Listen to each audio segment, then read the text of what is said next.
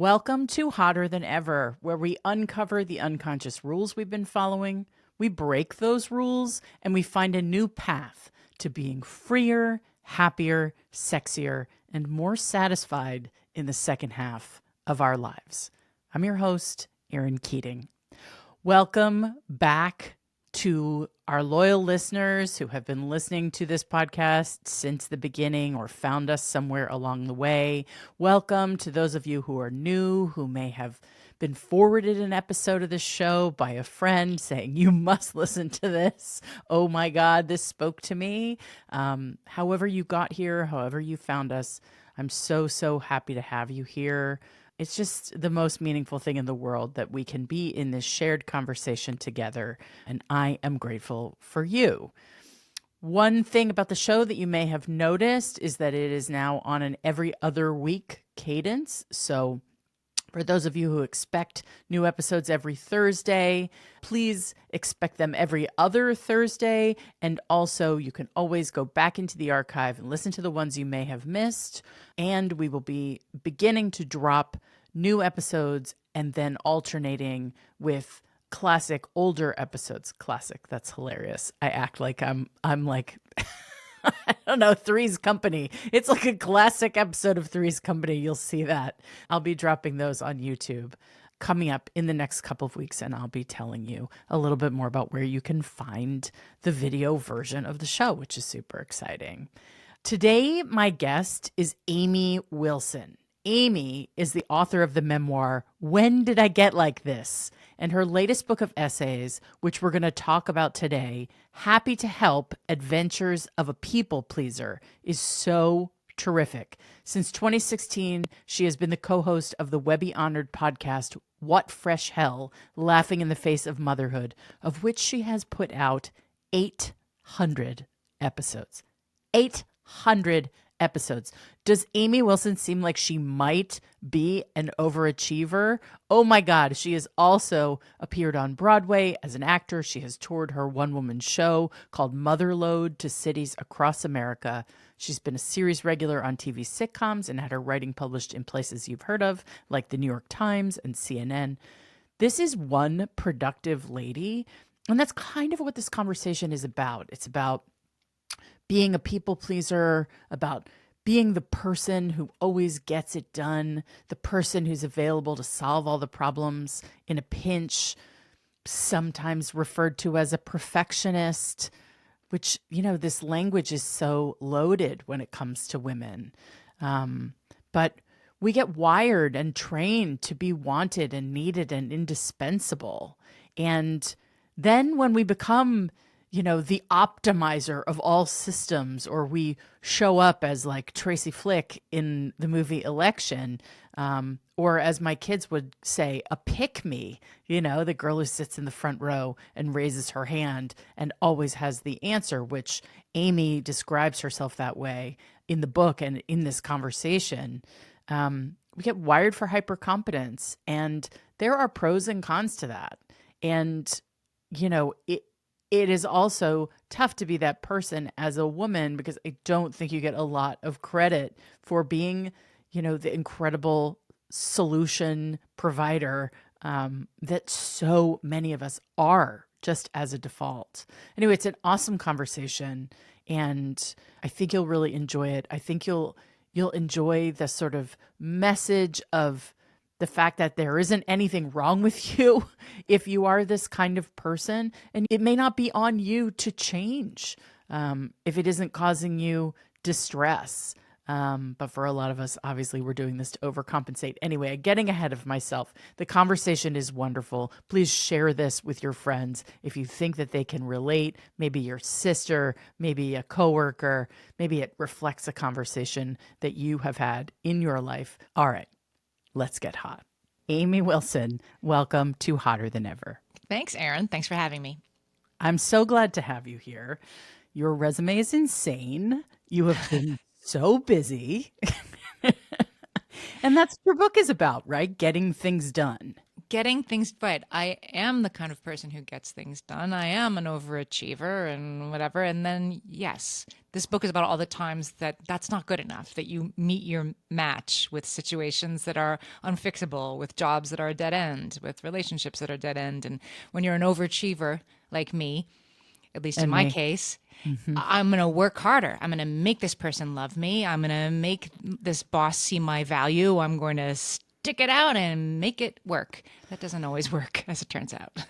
Right, because you can't make other people do stuff. No. This is a lesson I have to learn over and over again in my life. That's a good title. You can't make other people do stuff. Totally. I'm going to put that in my pocket.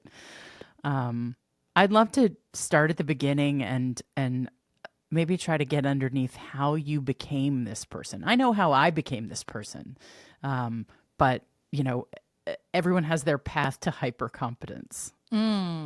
Yeah. Well, in my case, I am the oldest of 6 kids. And so from the time I was, 7, 8, if I was around, I was helping. I was zipping jackets and getting the baby food warmed up and that kind of thing, being sort of mommy's helper. And I loved it. It wasn't like I was seething with resentment. Never. I mean, and was I as helpful as I thought I was? Probably not. But it was part of what I did. My everyday was, you're good at it. You're good at helping. It's what's expected. And you do it joyfully and you do it skillfully and you make it seem like it's not hard. And then I took that to school with me. I went to Catholic school where I had some amazing teachers and also some who, like, you live by the rules, you do what's expected. And I think nuns or otherwise, school was a pretty gendered place in the 70s and 80s, right? And just became somebody who, at least until I became a parent, I set my mind to something and then I succeeded. I was like a class president, valedictorian kind of kid. And you meet your match once you become a parent and once you enter the adult world. I could over apply these, if I just work hard enough, this will work lessons. But that was the sort of making of me. I was a brownie, and the Girl Scout pledge, the Scout pledge, boys and girls, you say, on my honor, I will try to serve other people at all times. That's kind of crazy. Now, Is clearly, the Boy Scout pledge the same? It is. Because I looked it up. Interesting. It is the same. And I thought, that's kind of crazy that we're telling kids to, swear that. But clearly I'm the only one, or one of the only ones who's like, okay, watch me. You might be more literal than others. Yes. I took it very, very literally. Did you get a lot of praise for being this person as a kid? Yes. Certainly it was the expectation. And, I talk about this in the book. You do see yourself to be the things that people tell you that you are, for better and worse. And so I argue in the book, if you're told that you're, a smart kid, then you're going to start seeing yourself as a smart kid. Or if you're told that you're type A and you're a workaholic, you're going to come to, fold these into your sense of self, even if it's not entirely accurate, if you hear it enough.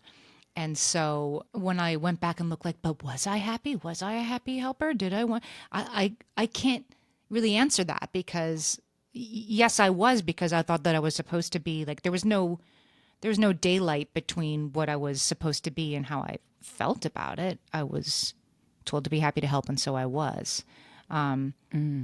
Maybe it's when you're an adult that you're like, wait a minute, I've been doing all these thankless tasks for decades. It takes adulthood and time to come to those things.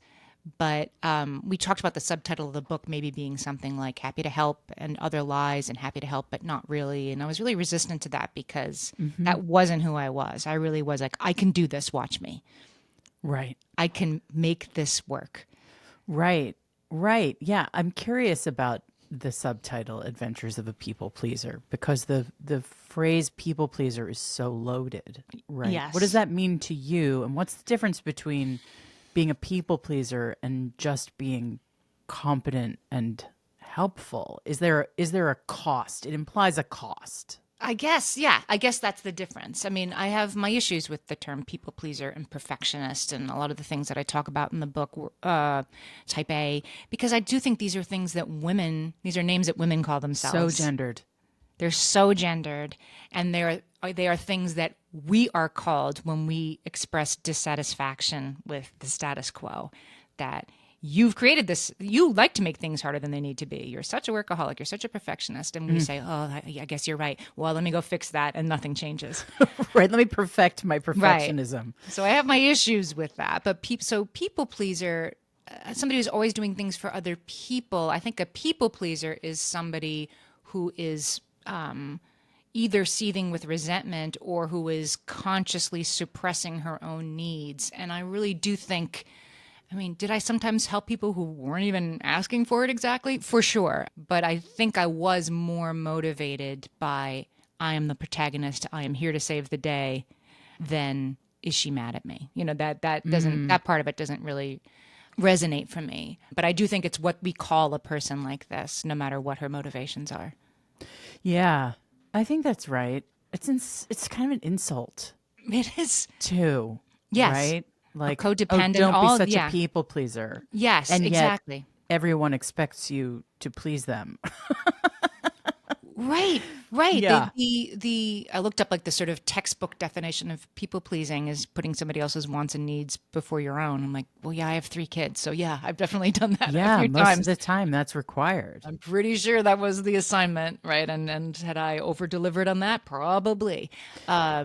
But yeah, this idea like, well, you shouldn't have been doing that. Like, you told me to do that every day of my life. What do you Well, you mean? train me for that, and the Right. society expects that. We're acculturated to that. A That's right. couple other phrases have come up for me in thinking about the phrase people pleaser. Goody two shoes. I sometimes describe myself as a goody two shoes. I'm kind of like a bad girl goody two shoes combination. Oh, interesting. I know. Well, I think they're clearly reactions to each other, or the bad girl part is a reaction to being like, I'm not so good. But yeah, and then there's a phrase that my kids use, which is a pick me.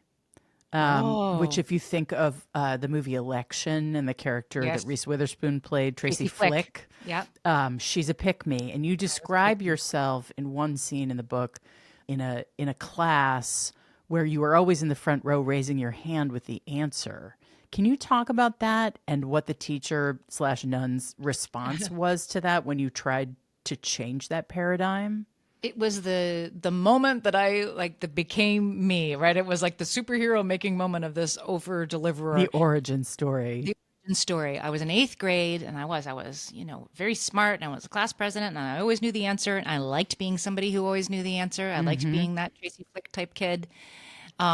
And as most of us do, somewhere in middle school, we're like, wait, but I want people to like me, especially boys. And a couple of the boys had started calling me Brainiac, which did not seem like a good Not hot. No. nickname. Hot.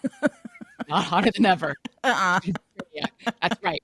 So I'm like, I know what I'm going to do. I'm going to stop raising my hand. That way they'll stop calling me that and they'll like me. And so the very first day, I'm like, I'm not going to raise my hand anymore. So I sat there in English class, and Sister Benedicta, not a real name, but that's her name in the book, Sister Benedicta, she asked a difficult grammatical question that I totally knew the answer to, but I was Totally. sitting there on my hands, not answering. Nobody else knew the answer. So eventually she said, Amy, do you know the answer? And I did. I was afraid of Sister Benedicta. So I, said, yes, I Told the do. It's truth. this. Yeah. I shall have been skating was the answer. And it was like the future perfect continuous tense. I can never do that. I'm And impressed so with that, I even in this can't moment. now, but I had to look it all up for the book, but I remembered it, so well. So I did know the answer. And she said, well, you did know the answer. How dare you not raise your hand? How dare you? Do you think you're better than everybody else in this class? She said to me, which was So mortifying. weird. It's so weird. It's so weird. I don't know what her motivation was. I think it was, I'm not going to let this kid do this. Or maybe she was just having a bad afternoon. I don't know. But here I was trying to like make sure everybody liked me. And she said, she thinks she's better than the rest of you. But how And is that evidence of you thinking you're better? it does, the more I thought about it, even for this book, the less sense it made. But that's what happened. And so the lesson that I learned that day was you can't not raise your hand if you know the answer. Even if people aren't going to like you because you're always the one who has the answer, you have to. You can't opt out. You have to show up. Because somehow it's selfish for you to For you not not take to. care of business. I guess that's it. Like, how dare you not share, right? 100% of your gifts. How dare you not help other people at all times, right? So I guess I was like, okay, that's Right. what I'm going to do. God, I mean, It's so fascinating to me because it could be a social experiment for you, right? To say, well, what happens if I don't offer? Like I've been in work situations where I have people working for me who I wanted to train up and bring up, and I had to force myself to shut up. Mm, Had to force myself to not raise my hand and go, I know, because my goal was to empower other people. That wasn't your goal in this context, but there's no. a lot of different reasons for not speaking up. It's just fascinating to me. It's just such a twisted. How dare you? How dare Right. you is such a twisted thing to say to a A 13-year-old in 13-year-old. any Right. context. Right. All right. And I was pretty sure everybody would hate me, but I think everybody was like, "Ooh, like she's mad. And what is she mad about exactly?" I think everybody was baffled enough that I was able to skate with everybody, not thinking that I thought I was better than them or whatever. Right. They knew The you weird were, thing. though. I mean, you weren't proving anything by not raising your hand. Right. That's right. Everybody was 0% surprised that she called me and I knew the answer because I knew the Yeah, answer. exactly. Exactly. So, what do you think? So, you're the oldest of six kids. Yeah. You're the oldest of 25 grandkids. I Yes. mean, you're like the grand poobah of Yes. grandkids. Yes, yeah, and I have a brother who's almost 20 years younger than me. So in that generation, now the grandkids, I have a kid who's 22, and my brother's kid is not even one yet, and they're the same generation. So So we have big cool. generations in my family. It is cool. I loved it, but you do feel like your every moment is an example. You are example setting as you walk down the street, whatever. You do perhaps get a slightly inflated sense of your own importance. Well, and an inflated sense of responsibility, Yeah, yeah, for sure, right? for And sure. I mean, there's a lot of talk about birth order, and my mother is the youngest of three sisters, and so much of her life can be mapped to that narrative. I'm an only child. So much, I have a brother from my father's second marriage, but I'm my mother's only child. It's so much of my story can be mapped to that narrative. Do Yeah. you feel like, as the eldest daughter, and I think that the daughter part of it is so critical, that an eldest son is a different thing, Yes. that is just so definitional? Yes. Yeah. And that's like not even something I query or feel bad about, right? It's like, Mm-hmm. oh yeah, that's me. Yeah. Mm-hmm. I'm an oldest daughter. I'm a Virgo too. I mean, Me too. I'm super Virgo, and that may be nonsense, but I do cop to having all of those qualities. And as I say in the book, that people kind of like that most of the time, right? We like that Well, they like that we do stuff. we like that the Virgo among us has already figured out where we're going for dinner tonight, right? People Mm-hmm. most of the time float along with you taking care of business, and everybody it works pretty well for everybody most of Mm-hmm. the time. And of course, there are times when nobody asked you to boss them around. And of course, there are times when you're like, I don't want to be in charge of where we're going for dinner every time we get together. And then you try to hand it over and nobody wants to do it. Right, or they fuck it up, or they're bad at Yeah, or it, that. Yeah, which yeah. you wouldn't be. Yeah, it's funny. I have an astrologer friend who says she only likes to work with Virgos because they do it. They do the They work, do the work. and the Virgo That's right. women run the world.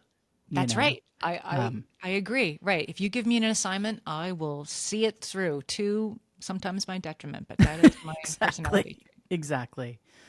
I'm interested in the idea of perfectionism. I had on a psychologist and author named Catherine Morgan Schaffler who wrote a book called The Perfectionist Guide to Losing Control, Yeah, I like which that is a book. gorgeous book and really unpacked the idea of perfectionism for me. And she's sort of identified 7 different kinds of perfectionists. And she talked about how gendered perfectionism is, that what we call perfectionism in women is called ambition in Mm. men. And I'm curious, you've wrestled with being a perfectionist or recovering perfectionist, like where you've landed in the definition of it for yourself. Yeah, like it's like being called brainiac. Like, oh, you're such a perfectionist. It's I such an feel like insult. It's it's so double sided. right. It's a very backhanded compliment, isn't it? There you go again, being good at things and making them look easy. Perfectionist, right? And But it then, also means you're exacting or you're meticulous or you're yeah, driven or you're precise, all of which, if you put that on a man, would be like, wow, he's impressive. High powered. Right, Hmm. right, right. Perfectionist is what we are called when we're, I don't know, annoying, when when we express dissatisfaction with things, and that we're perfectionists. And I don't really, I stopped and thought about it. I wasn't sure.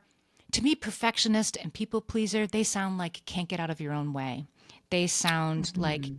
stuck in the starting blocks because you had to do your hair over again because it didn't look right. And now you're 15 Mired minutes in the late. details. Yeah, mired in the details, not able to function. I'm a very highly functioning person, and I don't need my birthday presents to be wrapped perfectly, or I No. don't, I'll go on YouTube for my podcast without makeup on, whatever.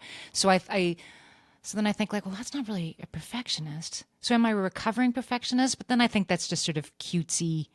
That's humble brag, right? Like Oh, for yeah. sure I'm not flawed anymore. I used to be that person, not anymore though. And so I mean, it's harmless, but I'm not so sure it's an accurate description of who I Yeah. am. I used to say it at a job interview early on when I was just starting out. They would say, what's your biggest flaw? Which I don't think is a thing people ask anymore. But I would always say, well, it's my perfectionism. I Which is care such too an much. asshole, like obvious thing to say. I just thought I I don't know was being what else so are you supposed to clever. say? I don't Right. know. Like Exactly. it's a dumb question. I don't know. I'm full of contempt for corporate America. Probably wouldn't get the job that way. Probably not. Yeah. I think it's just I sort of bristle at the idea that there are things I have to fix about myself when my life becomes too much. Um, it might be somebody else needs to take on this task for a while. It might be that I'm in a really I tell a story in the book about working on a sitcom that was a really unhappy working experience. And when you work in sitcoms, at least when I did this, you sign away 7 years of your life as an That's right. actor before you start. They can fire you at any time because they don't like your hair, whatever. They don't have to give you a reason that they fired you. And when they did, they didn't. But I had signed away 7 years of my life. So I was cast on a show, and then I had to show up every day at this show where I was reading pretty clearly that most of the people on set seemed pretty unhappy that I was there for reasons I couldn't possibly figure out. Turns out it's all in the book. It's a long story, but it just was like network person A wanted this, showrunner B wanted the opposite, and too bad, you're getting this person added to your cast. It was Right. me. And I was like the last person to know nobody liked me, basically. It was a very weird experience. And I felt like, well, I can't quit. I guess I'm going to, and the show is doing pretty well. Like, I guess I'm going to spend the next 5 years doing this show where nobody seems to like me. I could have just Oof. quit, but it wasn't as simple as that because I was very young and I had signed a contract saying I wasn't allowed to quit. So I can look back now, like, why didn't I walk away? Well, because in the moment, it wasn't my imagination that a contract said I wasn't allowed to. Right. It doesn't make you a perfectionist, right? So what do you do in that situation? You lower your standards? I don't know. I don't know what you do. You try to fix yourself to make people like you more. That wasn't working either. It was unfixable. Yeah. Yeah. And sometimes you find yourself in an unfixable situation, and God, that's really vexing. Right. I'd like to be able to fix things. Right. And trying harder doesn't fix an unfixable situation. That's right. Tap That's dancing right. faster, right? It does not work. Right. Right. The titles of your essays are hilarious. Okay. So the titles of all of the essays in this book are positive aphorisms, basically. Right. And I'm going to read a bunch of them because I'm tickled about it. Um, Give it all you got. Look on the bright side. It's never too late. Never give up. The only one you can change is you. Cherish every moment. Sometimes you just have to laugh. Make new friends, but keep the old. Like seeing them all in one, and that's half of them. Like seeing them all in a list in one place just cracked me up because it's the language. Our language is loaded with this sort of dictate to be positive, to charge forward, and don't let anything get in your way. And God, I mean, as much as we want to do and be that, like, it's never that easy. No. No. And when in my life, when I have asked for help, what I've usually gotten back is one of those sayings instead of help, right? Instead of assistance. And most of those sayings are like, try harder, keep going. There's an essay called Never Give Up, and it's about my learning to ski as an adult with my children. And I throughout the essay, throughout the experience, right? I'm applying this like never give up, try harder, just one more day. You can't quit. You can't show your kids that you're a quitter. You have to try harder. You have to keep going. And it's just that I am so bad at this skiing. I'm terrified. And eventually, one night, my husband said, well, you don't have to keep doing it. You can just quit if you want. And I was sort of like, I can. This is after 10 days crying, on an icy mountain. And that was the real lesson is definitely give up. Sometimes give up, not never give up. But I only learned that after like trying so hard to apply this really misapplied lesson in this broken situation. Yeah. Yeah, I feel like I will keep going after something, until there's some like bolt of lightning. Yeah. Like I was an actor as a young person, and then I had this experience of seeing, I was auditioning, but I'm like auditioning, I'm like being judged, and everything I was doing, I was making myself because I, couldn't book jobs, and because that was my inclination, because I'm a maker. And then I saw this guy who I knew was 10 years older than me coming down the steps of the theater with his box of wigs as I was walking up with my box of wigs. And I was like, oh, fuck, if I keep doing this, I'm going to be him. And then I was like, oh, I got to make a change. Got to do something different.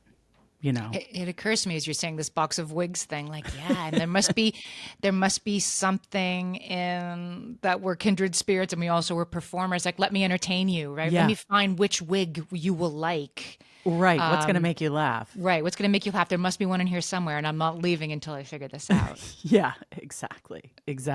But, when you do hear that, and as I've gotten older, I've made a practice of looking for those moments of intuition, or just really not sort of shutting down what my body, brain, heart, spirit, whatever is telling me, that I don't have to muscle through every situation. Maybe it took me almost dying of COVID to realize that about my marriage.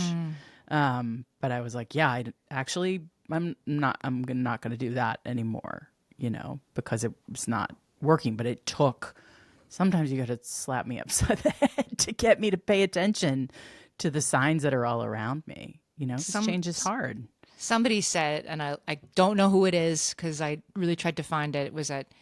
It was about like the truth of your life. First, there's a whisper, then there's a knock, then there's a kick in the head, and I go to kick in the head for sure. Totally. before I listen. Totally. Yeah, I think that's right.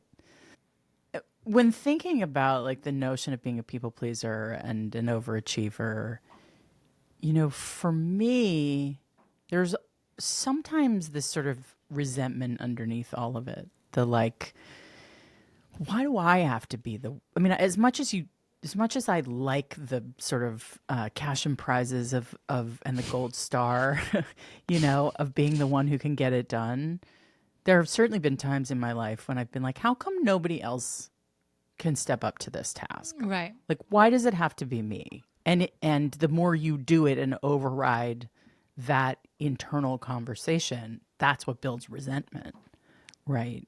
Do you have that experience as well? I have, as I've gotten older, and I wonder if that's what it is, that it's the perspective, it's looking back. As I was just saying about that TV show, like I should have quit while being gentle to the me I was then, that didn't seem like an option that was actually available to me, even though now I can see, well, it definitely was. I think the resentment comes when you look back at the times you've been taken for a fool, maybe, or taken advantage of. If your head's down just working and trying harder, maybe you don't see it. So I've had resentment in retrospect. But I don't walk through my life, seething with resentment that I'm getting better at just saying when I need somebody else to do something. Like Christmas morning recently, I got Here I was. My kids are asleep. My spouse is asleep. I hid the presents, all of which I'd wrapped. I'm getting them under the tree. And I guess they had decided after I went to bed that nobody was going to get up early. And so I was up early, like making everything magical. And then like, I was alone. And I was like, why am I doing this? Why am I doing this? But what I've learned after doing this book to be like, hey, I was really disappointed. And then I found out there was an explanation. Well, everybody decided to get up at 10, but nobody left They me a didn't note tell or anything. you. Right. I'm like, that was really disappointing for me because I did all this and I need somebody to go get me a cup of coffee. And I'm going to sit here. Now I'm done working for today. Like, that's it. Now everybody has to ask me what I need. And they were like, oh, okay. Like, it was like I was telling them they had to speak in French for the rest of the morning, but they tried, they were like, Yeah. Mom, would you like me to get you something? And it worked. But that's after a lot of like resetting of my life that's happened in the last couple of years. So I think change is possible, but it doesn't happen. It's iterative. It doesn't happen all at once. Yeah. Yeah. I mean, there's just such an enormous conversation out there about, when I say out there, I really mean Instagram. It's just really what I mean. I mean, Instagram and the New York Times. That's kind of my reference point. Right. I know those. I'm familiar. I'm kind of joking. But about boundaries, and women are talking a lot about boundaries. I don't think men need boundaries in quite the same way. No. They're not conditioned to not have them, right? So they have but them. I didn't want to Right. do that. I'm not doing Right. that. But I'm curious about, I think there's a funny thing in your book where it's kind of about the combination of the inability to set healthy boundaries and then the lack of desire to have those boundaries. Right. I guess that's what I mean. Like, I wasn't like, how dare these people be asking more of me than I can give? I didn't have that perspective in the moment. I just was like, oh, they need me. They need me. I worked for a very demanding actress as her personal assistant. It was my That first cracked job me out up. of school. We've all met people like this person.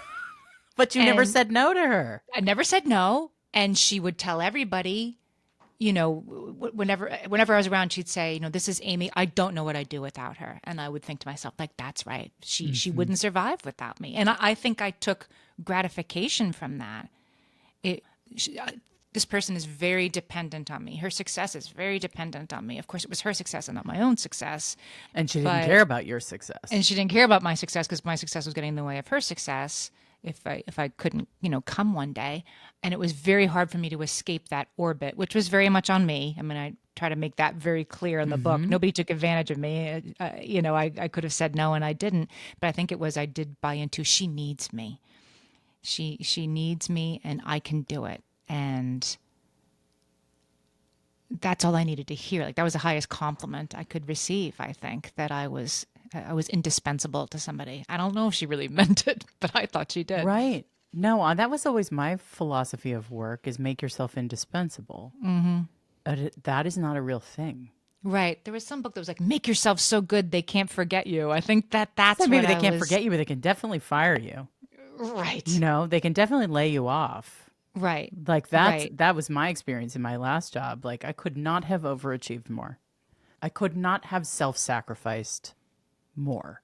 And conveniently, I wanted to because I did not want to be at home in my marriage and dealing with, what felt like the inevitable decline of that relationship. But, you think you're indispensable. You're the hero. You're the person who comes in and solves all the problems. You're the oh, we'll just give it to Erin because we know she'll get it done. Right. Like it was And always then you that. do. Right. And then And then I you feel good do, and about they go, yourself. "Oh, you're Right. so good, and here's some extra money, and here's some And whatever, some more work. and here's some more work, and here's you can sit in for your boss's maternity leave and not get compensated for that, And I was like, okay, great, I'll take that new responsibility. I'll learn. I'm going to, always saying yes because I was getting so much approval, and then I got laid off. Yeah. And then it was like, and go fuck yourself. Yeah. You can't take that to the bank. Right. And so then the question is, this whole thing that started to happen during the pandemic, this sort of quiet quitting, Yeah. that was like an anathema to me. I was like, but how could you have integrity with yourself if you're there not doing your best? I've never understood. I mean, Yes, I am one of those people who watches like a, checkout line at a supermarket or a TSA line. And I'm like, why don't you just have them take off their shoes while they're waiting? Like I can see how Well, to, as Virgos, we're efficiency yeah, experts. exactly. Yeah. I can improve the efficiency of any situation that I look at, whether or not, and I'm getting much better in my personal life of like, did anybody ask me to do this or am I just doing this? My helpful suggestions are Right. sometimes better left to myself. Right. I guess what comes up for me is like, it's not love. You know what I mean? It's not love. It's like your incredible diva actress boss. Like she wasn't depending on you because she loved you or you loved Right, her. You right, know, right. it's I think for me, like the overachieving had to do with like being like, you're lovable, you're approvable, you're, like you really are good. You know what I mean? You don't seem to have the same kind of damage that I have. But the Tracy Flick of it all, it's an uncomfortable and exceedingly comfortable place to sit in the world. Right. Well, yes, everybody wants you to be in charge because you're good at it. So then you are going to be in charge, and then you know that like there's going to be dinner on the table or presents under the tree or whatever. It'll get done, and and it is hard for me when I'm like, okay, I'm gonna take a step back, and then nobody picks up the thing. And sometimes it's an important thing. Like this, I think it's a little bit of a myth, this whole idea, like you're gonna stop doing, and then you'll just see that none of it mattered, that none of it needed to be done. Like that's not always true. Sometimes there's a sick kid or a sick parent or, something that's really thankless in small daily ways, but it does have to be done. And maybe it does have to be done by you, but then what else can you hand over? And it's just at those moments that look on the bright side or get up earlier. These aren't sufficient. Oh, don't They're tell me to sometimes get up over offered. earlier. I do not want to hear get up earlier. I do not want to get up earlier. I've tried. It Right, doesn't work for me. right. I was thinking I'll get up early and do it. Nope, I'm not going to. And you want somebody to, you want to be working so hard and so well and so good that somebody will eventually say like, my gosh, you're doing way too much. Let me take, like, you'll perform so well, somebody will see that you need help, which of course is not how it goes, but I did try that for a while. No, yeah, in my experience, people just let you pile it on yourself Sure. to your own, even if you're suffering from it. If you're, because looking like you're happy to help and that you're good at it and like it's not that hard is all part of the assignment. So I've learned that like people aren't bad people, that they don't get that you're struggling when you are endeavoring very hard to seem like you're not struggling most of the time. Right, right. Yeah, it's a blessing and a curse. Hypercompetence. That's right. um, Hypercompetence. I wish I thought of that word when I was writing the book. That's exactly what this is. yeah, and then learning to set boundaries and say, okay, actually, there are things that I'm actually not going to take that on. And letting the cards fall however they fall is painful. It's painful. And the hard part for me is I started to change things has been the silence that you have to sit through. The book ends in one of these moments where somebody says like, I know who's going to do it. It's going to be Amy. And I say, no, that's not, don't say that to me. That's not how we're going to do this. And then there's just this like, it's like the end of, remember Police Story when they used to be on TV and everybody would just sort of freeze at the end of the episode while the credits rolled? It's just this weird freeze where it was like, did she just say what I thought she said? Who's going to do it? Like, I don't want to do it. Like that's all rolling What's in going to happen people's now? heads. Right. Right. There's a whole new, like the rebooting of the system that has to happen that you have to sit through. And it's very uncertain and it's very weird. And you have to sit through it before something else can happen. And that was like my last lesson I had to learn is don't sit through that. Don't take it back. Don't fill the silence. Nobody's a bad person. You just said things are going to be different now. And then you just have to wait. Right. It's hard. Right. I think the hardest thing about setting boundaries is that discomfort. Yeah. Like I have it in relationships with men because I want to get it. I want to like, let's make a plan. We're going to, we're going to go Right. do something. We're going to, and I say to myself, actually, it's important for me to receive. Like that's my priority these days, is like to try to receive. But if I don't make room for someone to step towards me, if I'm always pushing and driving, then I'm setting this precedent in this relationship that is going to yield something I don't want. So me not doing anything is so hard because then I have to wait in the silence for whether or not someone's going to take action. Yes. And I hate it. And maybe your problems stay problems, and maybe the relationship isn't perfect, and like that, this isn't the magic. All you had to do was not say anything, and then like magically, no, your problems don't. Suddenly he becomes someone else. Right.